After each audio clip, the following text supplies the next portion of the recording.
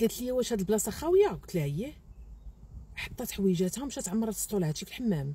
جات جلسات، انا ديك الساعه كنغسل شعري، جلسات وبقات ساهيه. انا غسلت شعري وساليت وكندير الصابون. واحد الوقت وانا ندور فيها قلت لها واش ما غاديش تغسلي؟ سمحي لي الا تدخلت. بقات كتبكي. قلت لها مالك شنو كاين؟ قالت لي عندي مشكل. قلت لها واش بغيتي تعاودي ليا؟ قالت لي عندي مشكل مع واحد العراقي تعرفت عليه من طرف خالتها. هذا العراقي كيعيش في المغرب، خالتها كتخدم معاه، هو كيتاجر في العيالات والرجال، وخالتها معاه في المغرب كامل. فيما مشى كيديها معاه، ولا كرا شي دار ولا شي حاجه راه كتسكن معاه فيها، دار كيكري الديور الكبار. قلت لها وفين هو المشكل ديالك؟ قالت لي واحد الخطره شافها مع خالتها وقال لها بغا يتزوج بها. العراقي عنده الفلوس بزاف ولكن كافر. هي ديك الساعه ما كانتش عارفه شنو كاين. دابا هادشي كنقولوا لكم غير باش تعرفوا كيفاش القصه غاده. المهم هو بدا كيبين الفلوس، كيخرجهم بزوج دائما مع خالتها، يديهم يتغداو ويتعشاو، المهم للريستورون القهاوي، يشري ليهم الحوايج، يعطيها الفلوس، صاوب ليها سنانها، قال لها بغيت نتزوج بك. هي قبلات، حتى دارهم قابلين، لان مادام كتمشي مع خالتها مره الا كان عندها الوقت، لا دارهم قابلين. شويه ولات كتفكر، قالت لي المشكل عندها هي انها كتبغي واحد والجيرانهم معاها 4 سنين، وكتبغيه ماشي كتبغيه وكيبغيها، ما قدرش نساه، وكتبكي في الحمام. قلت لها دابا غير قولي لي شنو كاين. كتبكي، قالت لي كنبغيه مره كنتفكر، وهذا الشيء الطريق اللي هي غاده فيها عرفات بانها ما مسلكاهاش، ولكن ما قادراش ترجع.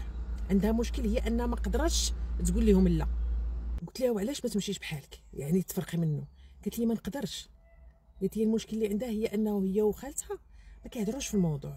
عادي ملي كيكون معاهم عادي يضحكوا ويهضروا كلشي، ولكن ما كيهضروش في الموضوع.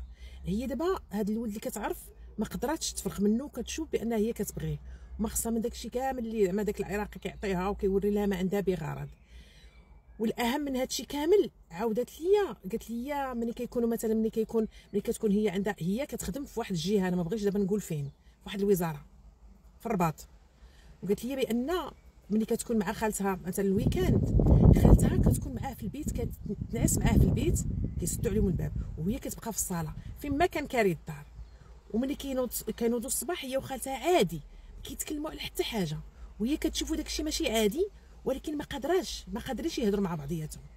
ودابا الغريب في الامر هو هذا العراقي هذا اللي بغى يتزوجها فايت مزوج في المغرب، وكيعرف ناس عندهم مناصب كبيره في المغرب.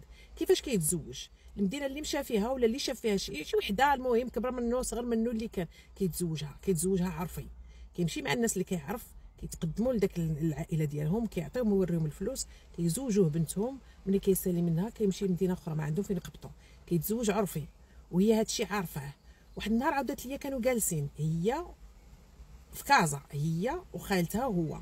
واحد النهار هو يدخل عليهم واحد البنت في العشيه، ديك البنت هي باقا شابه، يعني ديك الساعه غتكون هاد البنت عندها ديك 28 وخالتها تكون عندها ديك 37. دخل عليهم وحده شابه حتى هي جايبها كتخدم، قالت لهم في الاتصالات، قال لهم حتى هذه بغيت نتزوجها. كيهضر معاهم في الموضوع ومخليهم جالسين بثلاثه، وحده حاقده على الاخرى وكيتكلموا دايرين راسهم ما كاين والو، وهما راه كاين بيناتهم ديك الغيره رغم.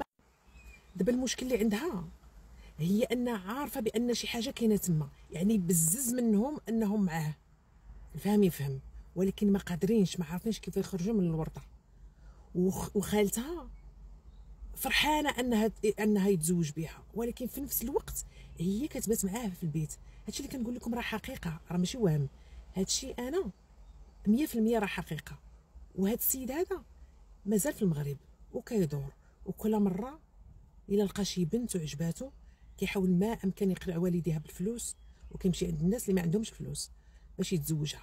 كيتزوجها عرفي، راكم عارفين كيتزوجها عرفي، يعطيهم الفلوس، كيبقى مع واحد المده وعاوتاني كيمشيو. وهاد الوالدين ديالهم ما كيستطيعوا يديروا ضده حتى حاجه، لان داك الشيء الفاهم يفهم. تبقاو على خير.